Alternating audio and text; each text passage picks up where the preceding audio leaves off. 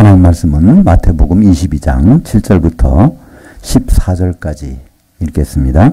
그런데 왕이 노하여 군대를 보내어 그 살인한 자들을 진멸하고 그 동네를 불사르고 이 종들에게 이르되 혼인잔치는 준비되었으나 청한 사람들은 합당하지 아니하니 네 거리 길에 가서 사람을 만나는 대로 혼인잔치에 청하여 오라 한데 종들이 길에 나가 악한 자들이나 선한 자들이나 만나는 대로 모두 데려오니 혼인잔치에 손님들이 가득한지라.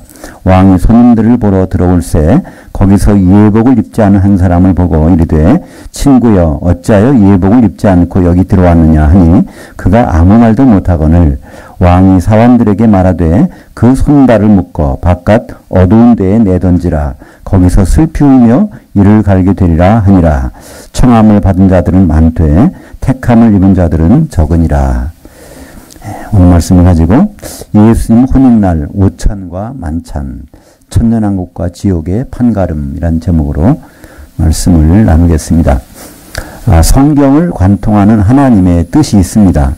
창세기부터 요한계시록까지요. 꾸준히 흐르는 하나의 뜻이 있는데 그것은 이제 요약하면 결혼이란 것이죠. 성경은 결혼을 위해서 있습니다. 신랑은 예수님이고 신부는 우리가 한 몸을 이룰 때 그래서 그 결혼식이 앞으로 있겠다 하는 것이 성경의 창세기부터 이제 요한계시록까지 나오는데요. 그 첫 번째 나오는 문장이 그 구절이 창세기 2장 24절입니다. 이러므로 남자가 부모를 떠나 그의 아내와 합해서 둘이 한 몸을 이룰지로다. 그래서 남자를 떠난다는 거, 예수님의 재림이 여기서 말씀되고 있죠. 예수님이 이제 하늘 보좌 우편에 있는데 그 남자를 떠나보내게 해서 그의 아내와 만나게 해서 한 몸 되는 것이 이제 우리말로 결혼식이죠. 그죠? 이것이 창세기 2장 24절인데 이 문장은 특별히 문장을 뜯어보면요. 의지미래로 쓰여 있습니다. 우리말에는 그게 구분이 잘 안 되지만 영어를 공부하신 분들은 단순미래, 의지미래 이런 게 있습니다. 단순미래는 그냥 이런 일이 일어날 것이다. 의지미래는요. 그 말하는 사람이 반드시 그걸 이루고야 말겠다는 결단이 들어가 있는 것입니다. 바로 이 창세기 2장 24절은 히브리 문법에서 히브리 어법에서 가장 강력한 의지미래로 선언된 최초의 문장입니다. 물론 이렇게 하리라 저렇게 하라는 많은 문장이 있지만 히브리어에서는요. 이 바브라는 접속사에다가 완료형을 집어넣으면 그건 앞으로 반드시 그걸 하겠다. 이거는 반드시 하겠다는 그런 결단이 있는 어법인데 이 문장이 처음 나오는 것이 창세기 2장 24절이라는 것이죠. 과연 이것이 무슨 뜻인지 유대인들도 몰랐습니다. 전혀 모르고 있다가 나중에 성경에 에베소서 가면 거기에 대한 풀이가 나옵니다. 에베소서 5장 31절에 창세기 2장 24절을 그대로 옮겨놓고 그 다음에 그 다음 절에 에베소서 5장 32절에 이런 말씀이 있습니다. 이 비밀이 크도다. 나는 그리스도와 교회에 대해서 말하노라. 그러니까 창세기 2장 24절에 있었던 그 문장이 하나님의 큰 비밀인데 이것이 바로 그리스도와 교회가 결혼하는 것이라는 것을 말씀하고 있죠. 바로 창세기부터 예수님의 재림이 예언되고 있는 것입니다. 그렇다면 예수님 왜 초림하셨을까요? 2000년 전에 왜 한꺼번에 오시면 되지 먼저 왜 오셨을까요? 예수님 오셔서 피 흘려서 우리를 구원하시라요? 많은 사람들을 병을 고쳐주시라요? 그 틀린 말은 아닙니다만은요. 예수님이 가장 핵심적인 일은요, 중매쟁이를 세우시는 것입니다. 그죠? 결혼해야 되니까. 결혼에 중매쟁이가 없다면 안 되잖아요. 그래서 예수님이 하신 일은 많이 있지만, 특별히 30세가 돼서 성령이 임하시고, 3년 반 동안 많은 일을 행하셨어요. 무리도 걸어 다니시고, 오병이의 사건도 일으키시고, 죽은 자도 살리시고, 문득병자도 고쳐주시고, 많은 일을 했지만, 또 복음도 선포하셨어요.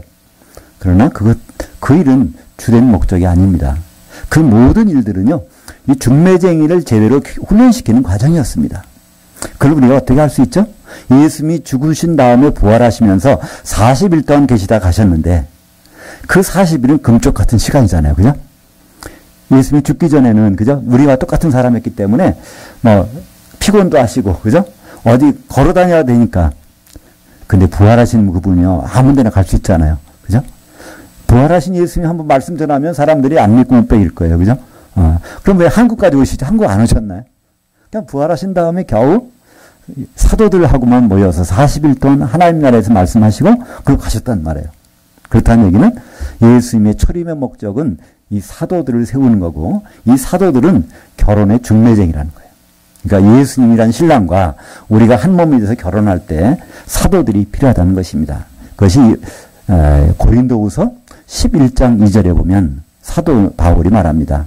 바로 하나님이 열심히 벌어 내가 열심히 내는 것은 바로 그리스도께 너희를 한 정결한 처로 만들어서 중매했기 때문에 사도가 바로 중매쟁이라는 것을 거기서 설명을 하고 있죠. 그러니까 결혼식은 이 중매쟁, 우리는 중매가 없이도 뭐 연애 결혼도 하고 여러 가지 결혼도 하지만 성경에서는 중매 결혼이 반드시 필요합니다. 왜냐하면 모르는 상대자끼리 결혼하잖아요. 연애 결혼은 연애해보다가 결혼하지만요. 과거 옛날에는 선보고 결혼하지 않습니까? 그러면 그 사람들이 아무것도 몰라. 그러면 누가 필요하죠? 중매쟁이가 아주 제대로 돼 있어야 돼요. 그러니까 죄 없으신 하나님과 죄인된 인간이 이 결혼한다는 거는요. 이거는 쉬운 일이 아니에요.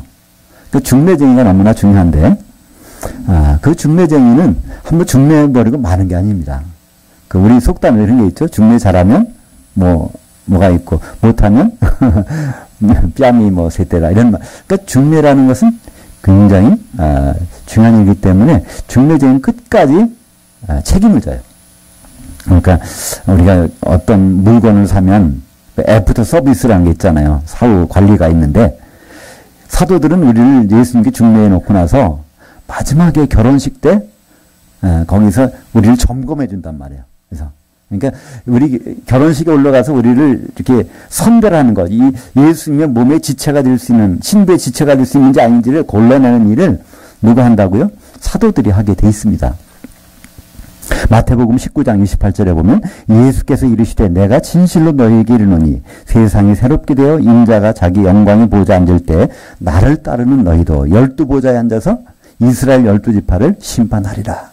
그러니까 여기 이제 사도들에게 하신 말씀입니다. 사도들 보고 내가 이제 앞으로 올 텐데 이스라엘 12지파를 너희들이 거기서 심판해야 돼. 거기서 판단을 해야 된다는 겁니다. 그럼 이스라엘 12지파는 누굴까요? 우리는 유대인이라고 생각할 수 있지만 유대인이 아닙니다. 구약에는 유대인이 맞아요. 그러나 예수님 오신 다음에 그 다음부터는 유대인이라는 것은 하나님의 기억 속에서 지워집니다. 하나님 유대인을 또 생각하잖아요. 유대인이라도 예수를 안 믿으면요, 그들은 하나님의 백성이 아니고요. 우리가 유대인은 아니지만 예수 안에 있다면 하나님은 우리를 유대인으로 취급하시겠다는 것입니다. 그것이 성경이 여러 군데 나오지만 요한계시록 2장 9절 이하에 보면 자칭 유대인이라 하는 자들의 비방도 알거니와 실상은 유대인이 아니요 오히려 사탄의 회당이라는 겁니다. 자칭 유대인 무슨 뜻일까요? 다 유대인 피가 흘린다는 거예요. 육신 유대인들. 우리는 유대인들을 보면 부럽죠? 그 사람들은 노벨상을 탄 사람의 거의 절반 정도가 유대인들이고, 뭐 세계 부자들이 대부분 유대인들이고, 그죠? 그러니까 유대인들은 머리도 좋고 공부도 잘하고, 그러니까 굉장히 부러운 것 같죠? 하나님 눈에는 그들은 아니 사탄의 회당이라는 거예요. 그럼 누가 진짜 유대인일까요?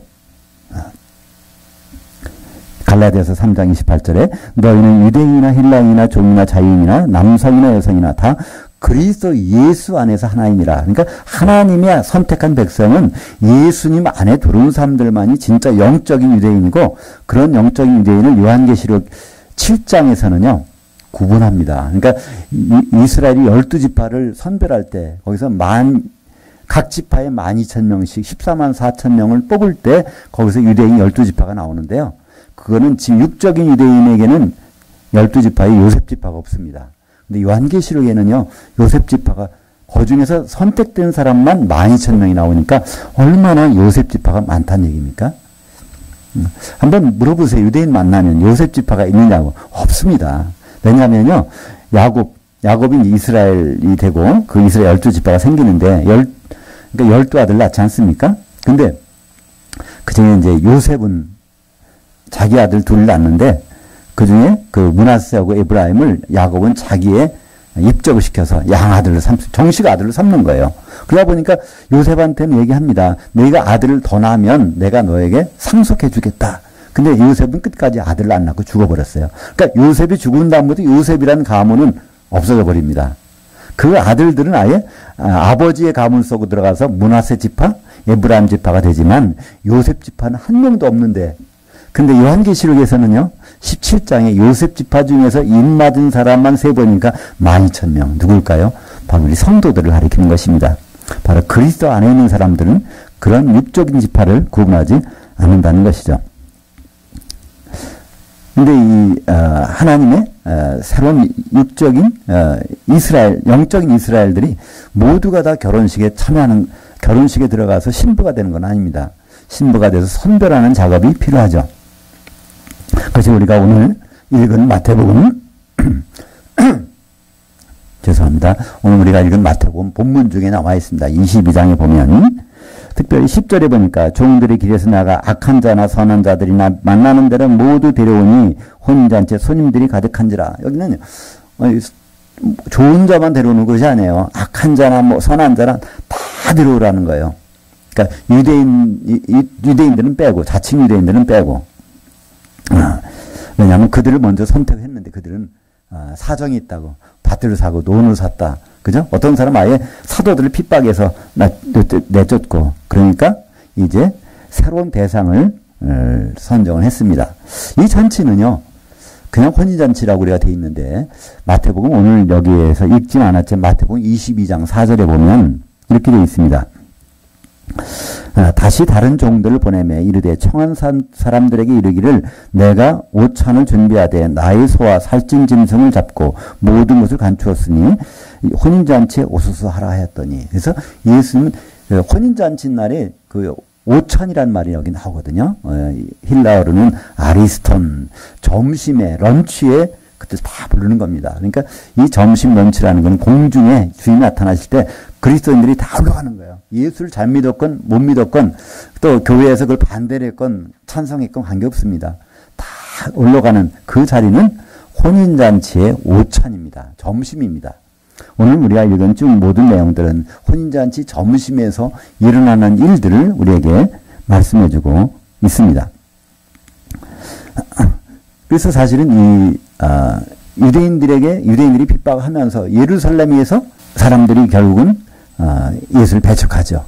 그리고 예루살렘은 망해버립니다. 오늘 말씀을 보니까 7절에 그런데 왕이 노하여 군대를 보내어 그 살인한 자들을 진멸하고 그 동네를 불사르고. 이것이 마태복음 22장은 예수님이 하신 말씀이에요. 근데 이것이 주후 약 30여 년경, 30년경이 되죠. 예수님이 십자가 달리신 애가 30이니까 그때. 그러고 나서 40년 지난 다음에 로마의 군대가 와서 예루살렘 성을 다 불태워버립니다. 완전히. 그 다음부터 복음은 어디로 가요? 이방으로 다 흩어지게 되죠. 그래서 이방인 중에서 예수 믿는 사람이 생기는데 그들이 그러니까 네거리 길에 가서 누구나 다 불러오라는 것입니다. 그러니까 이방인이라고 해서 책임 없는 것이 아니에요. 이제는 전 세계 어디나 복음이 전해졌습니다. 지금 뭐 아프리카건 뭐 사라 사막이건 어디 가도요. 요 스마트폰만 딱 키면요. 여기 자기 나라 말로 성경을 볼 수가 있게 돼 있어요. 어디나 다. 그러니까 그것을 받아들이건 안 받아들이건 관계없습니다. 선한 자나 악한 자나 다 불러서 모으라는 겁니다. 이것이 바로 공중 혼인잔치의 점심 오찬으로 말씀하고 있습니다. 이렇게 성도들이 공중 혼인잔치에 이제 올라가게 되면 거기에 벌어지는 것이 바로 그리스도의 심판대가 있습니다. 우리 예수 믿는 사람들은 예수 믿고 나서 다 끝났다고 하는데 아니요. 예수 믿는 것은요. 이제 학교로 말하면 입학하는 겁니다. 입학하는 학생이 중요한 것은요. 모든 과정을 다 끝난 다음에 졸업장을 받아야 되잖아요. 그죠?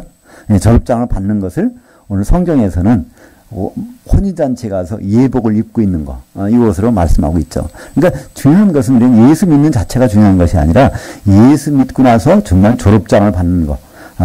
이 그리스도의 옷이라는 말씀, 이제 여기 예복이라는 말씀이 나오는데 그걸 성경의 다른 데서는 그리스도의 옷이라고 얘기합니다. 골로새서, 죄송합니다. 로마서 13장 14절에 보니까 오직 주 예수 그리스도로 옷 입고 정욕을 위하여 육신의 일을 도모하지 말라. 또 갈라디아서 3장 27절에 누구든지 그리스도와 합하기 위하여 세례를 받은 자는 그리스도로 옷 입었느니라.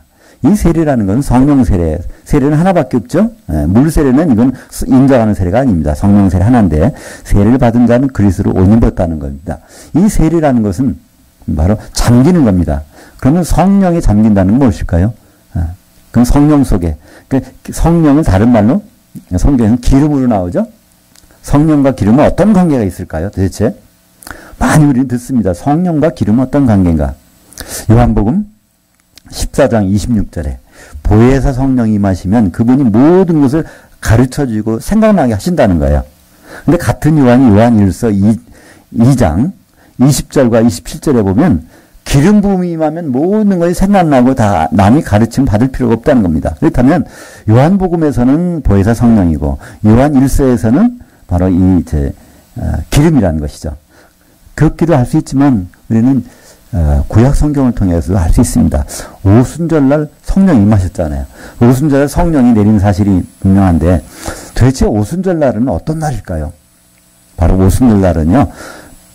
밀가루를 떡 반죽에 기름에다가 반죽해서 떡 2개를 만들어서 하나님 앞에 흔드는 그 제삿날이 바로 오순절날입니다. 그러니까 이 가루가 되면 거기에 반드시 반죽할 기름이 필요하다는 거예요. 그것을 매년 그렇게 떡 2개씩 만들어 흔들었습니다. 근데 예수님이 십자가에 달리시는 그 해는 기름이 우리가 쓰는 기름이 아니라 바로 하늘에서 기름이 내려와서 바로 떡 2덩이가 만들어지죠. 사도들이 한 덩어리 떡이 되고 그날 저녁에 3,000명의 성도들이 또 한 덩어리 떡이 돼가지고 흔들려지는 날. 그래서 그 다음 해부터는요. 오순절날 떡 2개 흔들 필요가 없어요. 우리 사도들의 터 위에 세워진 성도들이 바로 떡 2개니까. 그래서 그 다음부터 오순절은 완성됐기 때문에 흔들 필요가 없습니다. 한마디로 오순절날은 반죽하는 날입니다. 그죠?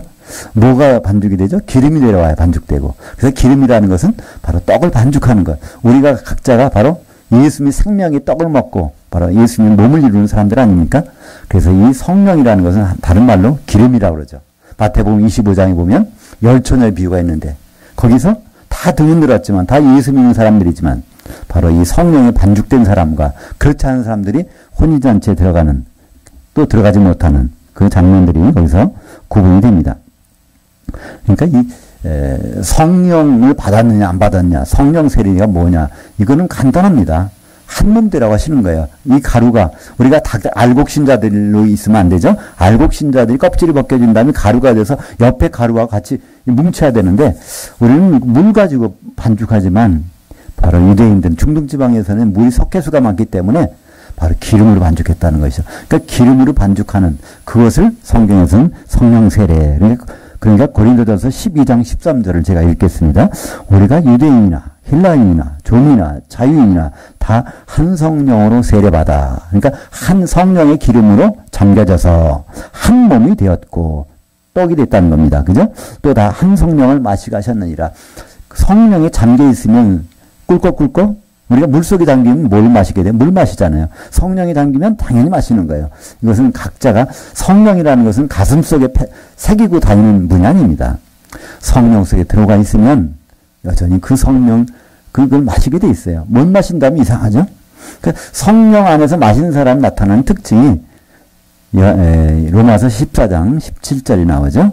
하나님 나라는 성령 안에서 바로 의와 평강과 희락이니라. 성령을 마시고 나면요, 그 의, 그 죄에서 반대 개념이죠. 죄로부터 자유로움을 느낀다는 거예요.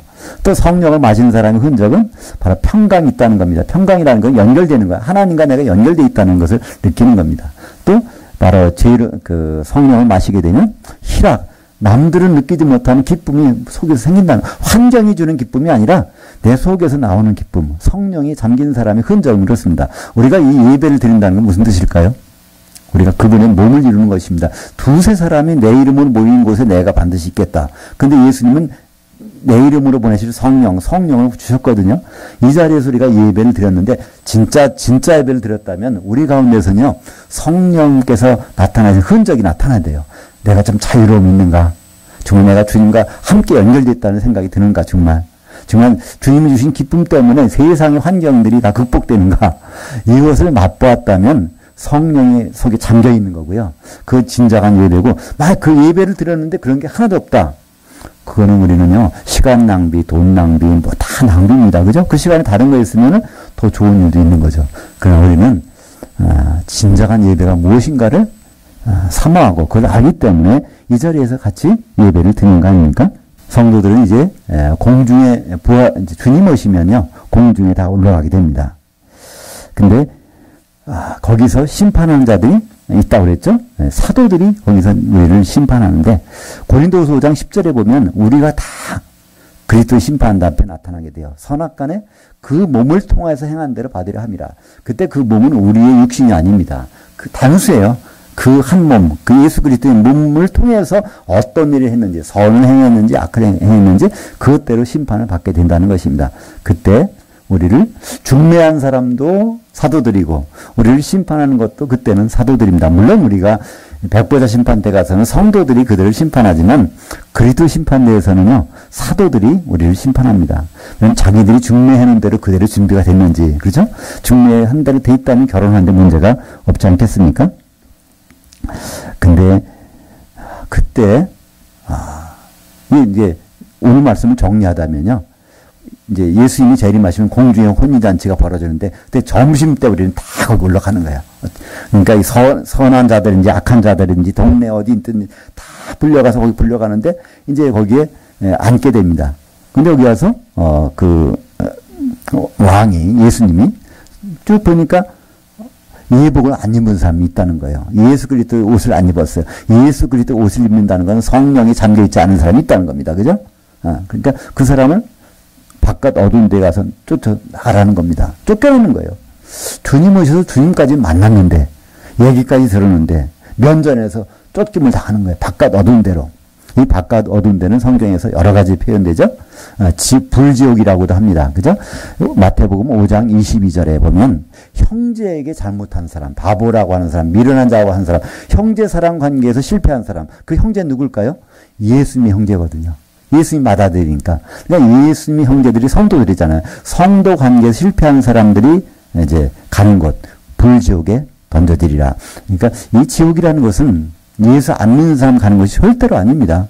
마태복음 5장 22절이 있는 한은 그 말을 할 수 없어요. 형제의 사랑을 못한 사람, 형제를 잘못 대한 사람들 가는 것. 그것은 육신의 형제가 아니라 바로 예수 그리스도 때문에 형제된 사람들을 잘못 대접하는 사람들이 가는 것이 바로 불지옥인데요. 그걸 다른 말로 불바다라고도 합니다. 그것은 마태복음 18장 6절에 보면 거기에 바로 이 어린 자, 작은 자 하나를 잘못하게 되면, 그 어린 자라는 건 거듭난 자라는 뜻이거든요. 예, 거듭난 자, 새로 태어난 자, 영으로 그를 함부로 대하고 잘못하게 되면 바로 불바다에 연자맷돌을 목에 걸고 불바다에 던져지리라. 그러면서 마태복음 18장 그 8절과 9절에는요 같은 지체에 대한 문제를 제기하면서 바로 이것이 바로 불지옥이다 이렇게 얘기를 합니다. 그것을 바다가 지옥인데 요한계시록을 보면요. 그 장면이 한 번 더 나와요. 그 불바다도 던져지는데 그 위에서 노래하고 있는 사람이 나와요. 요한계시록 15장 2절에 보면 불 섞인 유리바다 그 위 한가운데서 노래 부르는 사람, 흰옷 입은 자들이 나오는데 그들 흰옷을 입은 것은 어린 양의 피에 그걸 다 빨아서 깨끗하게 된 사람들, 환란에 통과한 사람들, 성도를 이기는 자들이 그 위에서 노래 부르고 있어요. 그 불바다 밑에는 누가 던져질까요? 불바다에 던져지는 사람은 요한계시록 18장 21절에 큰 성 바벨론이 바로 불바다에 던져집니다. 그러니까 공중에 올라갔다가 그 지옥에 던져지는 사람과 공중에 올라갔다가 만찬에 들어가는 사람. 그러니까 오늘 여기 단어는요. 혼인잔치 5천이라는 단어는 나왔는데 혼인잔치 만찬은 여기는 안 나옵니다. 그것은 요한계시록 19장 9절에 가면 나옵니다. 그러니까 요한계시록 19장 7절과 8절은 바로 혼인잔치 날이 벌어진 날이에요. 그때 어린 양이 한 신부가 준비됐습니다. 우리는 보통 예수 믿는 분들이 이렇게 얘기해요. 예수 믿고 죽기 전에 정말 주님의 신부로 준비된 채 죽으면 주님 오실 때 그분과 결혼한다. 각자가 신부라는 생각들이 굉장히 있습니다. 그러나 성경은 그렇게 말씀하지 않습니다. 요한계시록 19장에 혼인날에 등장하는 신부는 하나밖에 없습니다. 어린 양의 한 신부가 아내가 준비되었는데 그 아내는 세마포옷을 입었더라. 근데 세마포옷을 자세히 보니 성도들의 의로운 행실들, 거기는 성도들이 이루어진 몸이라는 거예요. 한 몸. 성도의 복수입니다. 모든 성도들이 바로 한 몸이 돼서 기름으로 반죽이 돼서 바로 있는 세마포옷을 입은 성도가 등장합니다. 근데 그들이 앉은 자리가 어떤 자리인지 그것은 바로 요한계시록 19장 9절에 나와요. 거기에 바로 이 어린 양의 혼인잔치에 참여한 자들 복이 씻고 거룩하도다. 근데 거기 우리말에는요, 만찬이라는 단어가 번역에서 빠졌습니다. 요한계시 19장 9절에 천사가 내게 말하되 기록하라. 어린 양의 혼인잔치에 청함을 받은 자들은 복이 있도다 하고 또 내게 말하되 이것은 하나님이 참되신 말씀이라. 근데 혼인잔치 만찬이라고 하는 헬라어는 데이프논이라고 하는 단어가 있는데 우리말 성경 번역하는 분이 이걸 빼버렸어요. 그러니까 우리는 혼동합니다. 혼인잔치만 들어가면 되는 줄 알았더니 뭐 쫓겨내는 사람이 있어? 이상한데? 근데 여기 혼인잔치 참여한 사람들 복이 있다고 그러네. 도대체 혼인잔치 참여하라는 얘기인지 말라는 얘기인지 도대체 구분이 안 가는 거예요. 그러니까 혼인잔치는 오찬이 있고 정찬, 런치가 있고 디너가 있습니다. 우리나라에서는 혼인식은 금방 끝나잖아요. 예식장에서 30분, 1시간, 뭐 길어야 2시간 하고 끝나잖아요. 근데 서양에서는요, 보통 혼인잔치는 저녁에 합니다. 낮에 사람들이 와요. 멀리서 오는 사람 다 낮에서 있다가 이제 거기서 모이고 있다가 진짜 결혼식은 저녁에 하죠. 아마 이 성경에서도 예수님이 말씀하시는 이 혼인잔치는 그런 것을 두고 말씀하셨을 것입니다. 그러니까 우리는 전부가 다 혼인잔치 점심에는, 오찬에는 다 참석합니다. 내가 참석하고 싫다고 안 가는 게 아니에요. 왜냐하면 여기서 종들이 다 끌어간다는 거예요. 이 종들이 누굴까? 이때는 천사들. 예수님 오실 때는요, 혼자 오시는 게 아닙니다. 마태복음 25장 31절에 예수님 오실 때, 인자가 오실 때 모든 천사들 다 데리고 온다는 거예요. 셋째 하늘에 있는 천사들 다 데리고 오는 거예요. 그들을 데리고 죽어있는 사람들 깨워가지고 데리고 올라가고 살아있는 사람들 데리고 올라가서 선한 자든지 악한 자든지 종들이 다 데리고 혼인잔치 점심에는 다 참석하게. 근데 거기서 이 사람이 옷을 입었는지 안 입었는지, 예수 그리스도의 옷, 성령 세례로 입을 수 있는 옷을 입었는지 그걸 거부했는지, 입었다가 벗었는지 그것을 조사하는 사람이 있다는 것이죠. 그 사람이 이제 12 사도들이라고 하는 것이죠. 그러니까 이 12 사도들은요, 변함이 없습니다. 지금도 어떤 데서는요, 사도들 훈련해서 사도학교라는 데 있고요. 거기 졸업하면 사도 자격증을 주는데, 이거는 물론 그 사람의 사도는 될 수 있어요. 그러나 어린 양, 예수님의 사도는 12밖에 없거든요. 요한계시록 21장 14절에 보면 어린 양의 신부인 새 예루살렘을 바치고 있는 12 기초석이 있는데 어린 양의 12사도의 이름이 거기 있다라는 겁니다. 그러니까 사도는 바로 12밖에 없죠. 그러니까 그 사도들이 우리를 중매했고, 그러니까 우리는 예수님을 알려면 중매쟁이 가서 물어보면 돼요. 중매쟁이 지금 신약 성경입니다. 사도들이 이걸 남겨놨으니까. 그러니까 신약 성경 마태복음부터 요한계시록까지 안 읽을 수가 없어요. 결혼 상대자가 중매한 사람을 통하지 않고서 우리가 할 수 없잖아요. 그러니까 성경을, 신약 성경을 안 읽고 예수님 만나겠다는 사람은 수상한 사람이에요. 중매쟁이를 통하지 않고서 그 사람을 결혼하겠다는 건데 도대체 무슨 심보로 그런 생각을 가질 수 있습니까? 우리는 중매쟁이를 반드시 통해야 되고요. 그 중매쟁이가 결혼한 대로 또 나중에 결혼식에 들어가서 최종 점검을 받을 때 한 신부로 착착착착 해서 지체가 모여지는데 거기에 하자가 있는 건 다 빼버리거든요. 다 지옥불에 던지고 진짜 거기 지체들만 모여서 한 신부를 결혼하게 되는. 그래서 우리는 성경을 읽어도 되고 안 읽어도 된다고요? 아닙니다. 성경은 목사님만 읽는 것이 아니죠. 거기는 바로 중매쟁이기 때문에 친숙해야 됩니다. 마태복음부터 요한계시록 바로 22장 21절까지 우리는 잘 읽을 필요가 있습니다. 우리는 보통 오늘 읽은 말씀 보니까 한 사람이 오찬에 어떤 한 사람이 예복 안 입었다고 내쫓으니까 그 중에 극소수만 거기서 쫓김을 당하는구나 이렇게 생각합니다. 그럼 오늘 말씀 마지막 결론 볼까요? 14절에 청함을 받은 자들은 많되 택함을 입은 자들은 적으니라. 청함을 입은 자들, 이건 바로 혼인잔치 점심에 청함 받은 사람은 다 모이는 거예요. 아마 그게 수십억이 될지도 몰라요. 근데 거기서 택함을, 만찬에 택함을 받은 사람은 아주 적다는 거예요. 이건 예수님이 직접 말씀입니다. 그러니까 우리는 보통 교회가 성장해야 된다, 많아야 된다, 이거요. 그런 게 좋을 수도 있어요. 그러나 최종적으로는 그렇지 않습니다. 아주 하나님의, 예수님의 생각이 아주 적다는 거예요. 그래서 예수님이 그걸 직접 표현하신 것이 있죠. 마태복음 7장 13절과 14절에 보면 좁은 문으로 들어가라. 멸망으로 인도하면 크고 넓어 그 길이 넓어 그 뒤로 들어가는 자들이 많다는 거예요. 그러니까 멸망으로 가는 길은 넓어서, 이건 누구야? 성도들 얘기하는 겁니다. 예수 믿는 사람들 두고 예수 믿는 사람들이 많이 가는 거 수상하다는 거예요. 오히려 그 중에서 좁은 문으로 가는 사람은 참 찾는 자가 적다는 겁니다. 이 사람이 바로 한 오늘 말씀 마지막 절에 14절에 청함을 받은 자들은 많되 많은 사람들이 가는 곳이 있지만 택함을 입은 자들은 적으니라. 아주 몇 명 안 된다는 겁니다. 우리는 그것을 성경을 통해서 확인할 수 있습니다. 출애굽할 때 애굽 땅에서 나온 사람들이요. 남자만 60만 명이 나왔어요. 홍해를 건넜습니다. 그것은 뭐라고 할까요?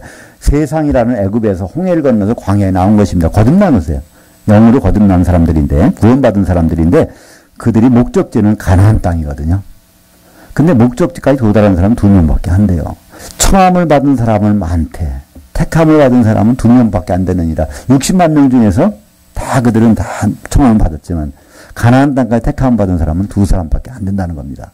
그것은 제가 인색하게 말씀드리는 것이 아니라 이 성경이 그렇게 말씀하고 있으니까 저도 그렇게밖에 말씀 못하는 거고요. 오늘도 바로 마태복음 22장 14절에 주님이 말씀하십니다. 우리가 보기에는 많은 성도들이 있고 많은 예수 믿는 분들이 계시지만 그들이 전부가 다 선악간에 공중에 올라가서 혼인잔치 5천에는 참석할 거지만 만찬까지 가는 사람은 그렇지 많지 않다는 것입니다.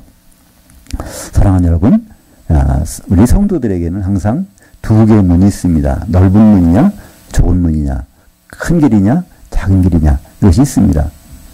그때 과연 어느 길로 가고 있는가, 우리가 가고 있는 것이 넓은 길인가 좁은 문인가, 그것은 한번 생각해 볼 필요가 있습니다. 왜냐하면 모두가 가긴 가거든요. 모두가 만납니다. 예수님 앞에 가요. 10처녀 중에서도 모두가 다 가지만 거기서 신분이 천년왕국에 들어가느냐 지옥으로 떨어지느냐 판가름이 합니다. 모든 예수 믿는 사람들은 둘 중에 하나의 선택권이 있어요. 좁은 문이냐 넓은 문이냐, 천년왕국이냐 지옥불이냐, 2가지가 있습니다. 가장 안전한 길이 있습니다. 성령이 잠겨있는 그런 교회에 있다면, 기름을 준비하고 있다고 하면 이건 분명히 좁은 길입니다. 예, 좁은 길은 예수님이 보증하는 약속의 길입니다. 기도하겠습니다.